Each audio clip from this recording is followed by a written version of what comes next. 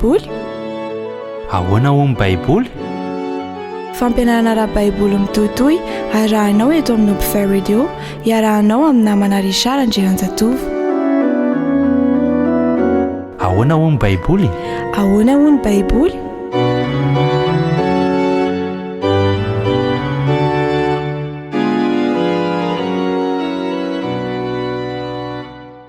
Raisiko fifaliana indray ny mihaona aminao amin'ity anio ity. Manonona ny fiadanan'i Jesosy Kristy ho aminao sy ny ankonanao ry namako, miara-mandinga ny soratra masina. Miarabanao finaritra. Androany isika dia faranantsika ny amin'ilay hoe Jesosy ve dia tena Andriamanitra sa zavaboary. Melohon'izay dia ivavaka isika.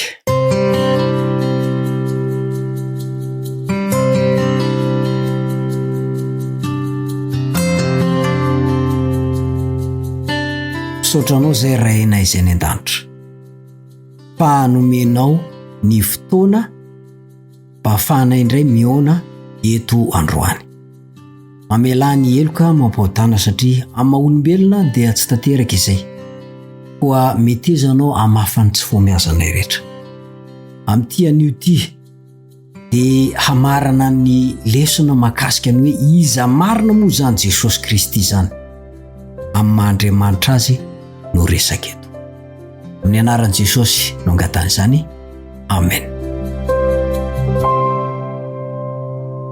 Noporofontsika teto fa ten'Andriamanitra tanteraka zany Jesosy zany. Misy ireo fanambarana avy amin'Andriamanitra iray ary avy amin'ny Jesosy tena manokana mihitsy. Misy ny fanambarana avy amin'ny mpaminany, ohatra amin'izany Isaia. Ny devoly ary dia nanaiky fa tena izy ilay zanak'Andriamanitra izay noheveriny fa tonga sady hanimba azy, handringana azy. Ny apôstôly Petera dia niresaka ihany koa fa ten'Andriamanitra io Jesosy io. Tsy latsa-danja izany koa i Jaona apôstôly. Ary ilay mpianatra Jesosy anankiray izay tsy dia manam-pinoana loatra, kely finoana, tsy iza fa Tomasy. Nanao fanambarana ihany koa Tomasy fa dia Tompo sy Andriamanitra izy. Apôstôly Paoly dia mazava mihitsy fa feno amin'i Jesosy ny fomba an'Andriamanitra. Ary ny anjely Gabriel rehefa hanananaka i Maria dia nanao fanambarana izy fa ny herin'ny avo indrindra no hanaloka an'i Maria ary zanak'Andriamanitra ilay ho ao anatin'ny kibony. Ny anarana nomenan'i Jesosy dia manam-porofo fa tena Andriamanitra tanteraka izy. Andriamanitra feno fa tsy Andriamanitra tsy ampiampy. Voalaza fa Tompo izy. Tompo ny sabata ihany koa. Ny sabata moa dia an'i Jehovah Andriamanitra io fa tsy misy fiangonana afaka hiteny hoe anay io. Tsy misy andian'olona afaka hiteny hoe anay io na andry zareo io. Tia fa an'i Jehovah io, kanefa nolazain'i Jesosy hoe tompon'ny sabata ny io za le zanak'olona ka dia tompon'ny sabata ny zanak'olona. Anarana nomenan'i Jesosy ihany koa dia lazaina fa Andriamanitra tokana sady marina izy. Tokana sady marina. Manambara fa tena Andriamanitra Jesosy. Ny anarana isaloran'ilay Jehovah ao amin'ny testamenta taloha. Le hoe voalohany sy farany dia saloran'i Jesosy ihany koa zany amin'ny Apokalipsy. Toko voalohany 9:17 sy ny 2:9-10. Tsy misy afaka ary tsy tokony hisalotra an'ireo anaranareo afa-tsy Andriamanitra rery ihany. Ny toetra maizy an'i Jesosy dia afantarantsika ihany koa fa Andriamanitra feno sy tanteraka zany Jesosy. Tsy miova izy. Satria tsy miova ilay Jehovah Andriamanitra tao amin'ny testamenta taloha. Dia tsy miova ihany koa zany Jesosy Kristy zany. Marina. Zany Andriamanitra tao amin'ny testamenta taloha zany dia Andriamanitra marina. Hita tao amin'ny Jesosy ihany koa izay toetra izay. Marina i Jesosy io. Andrina ny didiny rainy izy. marina izy. Hoy Joba hoe tsy misy Andriamanitra manao ratsy zany. Joba 4:32. Io Jesosy io koa dia mahafantatra tsy misy diso ary tsy voafetra ny ho avy. Efa hitany mandrakizay tany aloha. Hitany io iainanao ankehitriny io ary fantany ny mandrakizay ho avy. Iren'le mamina vina hoe isy hipoitra tahaka an'izao reny fa mihina vinana avokoa reny. Hainy Jesosy ny ao am-potsy miloaka. Nampitandremako anao tamin'izay fotoan'izay fa mety alaim-panahy ianao ny amin'ny Solomona nahazo fanomezam-pahasoavana manokana nefa voafetra ihany izy. Mpanjaka 2:7. Solomona moa maty fa Jesosy mbola velona mandrakizay ao an-danitra ao. Ny fahefanananana Jesosy ilay Kristy dia manambara fa feno tanteraka ny maha-Andriamanitra azy. Mamela heloko izy, afaka mamela heloko izy. Ny zavatra nataonao tany amin'ny hafa, za tsy afaka amela an'izany. Fa raha nataonao tamiko izy, manam-pahefana amela heloko anao aho. Sao dia mihazakazaka any amin'ireny mpitondra fivavahana reny ka nangalatra ny akohon'olona sy nangalatra ny katsak'olona tany ianao, mandana makany amin'ny tompon'le akoho sy le katsaka. Ihany mangataka famelan-keloka fa tsy any amin'ny pastera na any amin'ny mpitondra fivavahana hafa. Nalainao ny vadin'olona dia any amin'le olona ianao no mangataka famelana fa tsy any amina mpitondra fivavahana. Tandremo, izay nataonao tamin'ny mpitondra fivavahana iny no azonao angatana famelana aminy. Fa rehefa tsy nataonao taminy izy, dia any amin'izay ny antefan'ny adalàna nataonao no tokony andehananao angatana famelan-keloka. Ny fahefan'i Jesosy ihany koa dia manangana maty. Lazaintsika teto fa tsy misy an'izany afaka manangana maty zany afa-tsy Andriamanitra irery ihany. Ka amin'ny Andriamanitra an'i Jesosy dia mahavita manangana maty izy. Ny toeram-boninahiny. Tena rehefa tononona ny anaran'ny Ray, ny Zanaka, Fanahy Masina, ao anatin'io ny anaran'i Jesosy Kristy. Izy ilay Zanaka. Milahatra tanteraka amin'ny Ray sy ny Fanahy Masina izy. Ray, ny Zanaka dia Jesosy Kristy ary ny Fanahy Masina zany.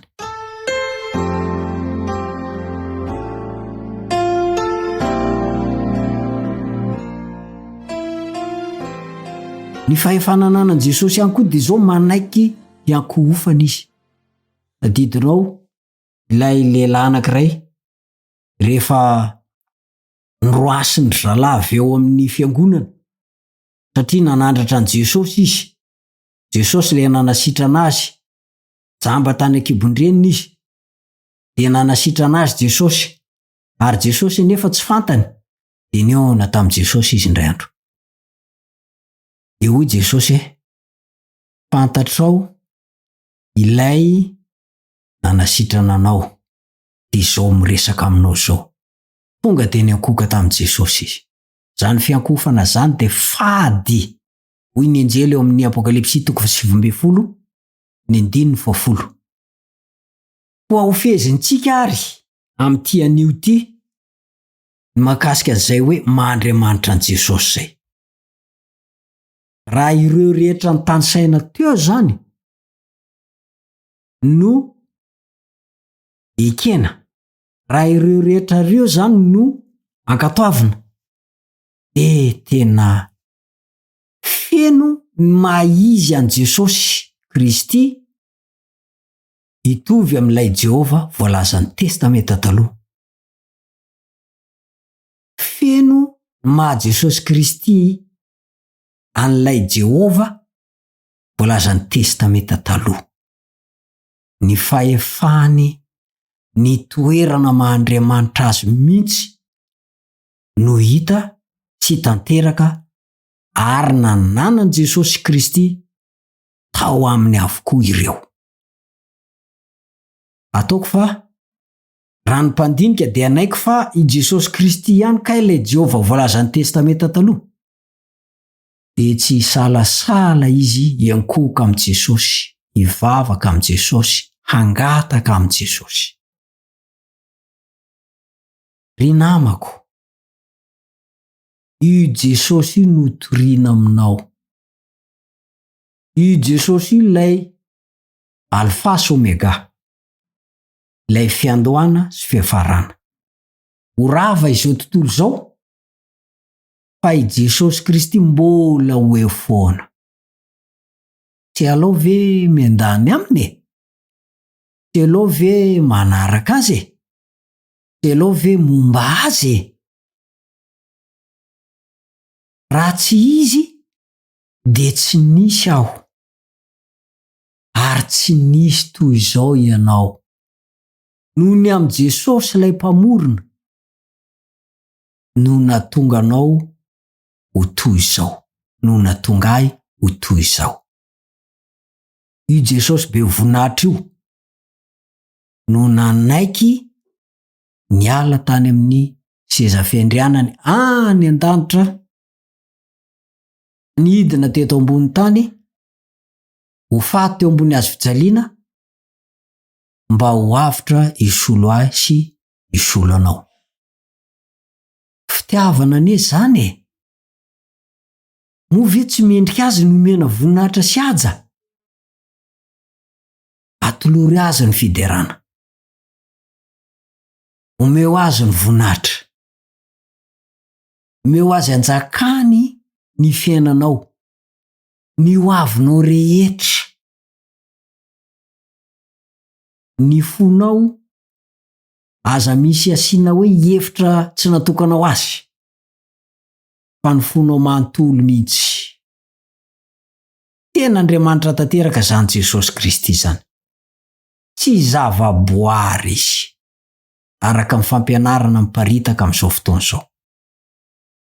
Io Jesosy io no ambara aminao, ambara amin'ny Baiboly. Sitraka ao ve? Ny hanome azy ny fiainanao. Sitraka ao ve? Mba hanompo azy, hiara-iaina aminy amin'ile tany sy lanitra vaovao. Izay hosantarintsika aloha, hiakatra any an-danitra aloha isika mandritra ny herivo-taona hijanona any. Rehefa tapitra ny herivo-taona hoy ny Apokalipsy 20, dia hidina Jerosalema vaovao. Ny voavontsy sy ilay tanàna masina io. Sitrako indrindra, ary iriko fatratra mba iona aminao. Tena iriko fatratra ny iona aminao amin'izay fotoana izay. Fa izaho dia ho any.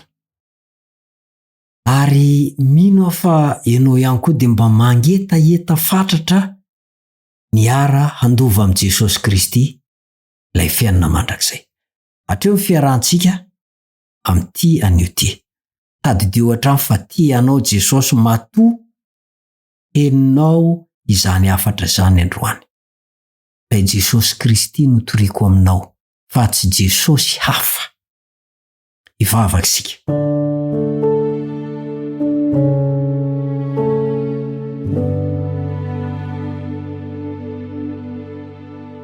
Misaotra anao zay rainy izay ny an-danitra fa nomenao anay Jesosy Kristy ho avitra hisolo anay teo ambony hazofijaliana. Narovanao tamin'ny loza maro samihafa, ka afaka niona toy izao indray izay. Nisy ny fotoana izay tsy mba nanomezanay voninahitra an'izany zanako izany. Koa rehefa nisokafa ny fanahy masina tamin'ny alalan'izao fampianarana izao ny sainay, dia vonina izay ny hanome voninahitra azy. Ino ny avitra nataony? Anaiky izay rehetra sitrany. Hiara-ndova aminy mandrakizay ilay fiainana mandrakizay. Amin'ny anaran'i Jesosy no angatany izany. Amen. Mametraka ny veloma, mandra-piona, mandra-pitafa aminao indray ny namanao ry Sara Ndrety Jatovo. Veloma namako.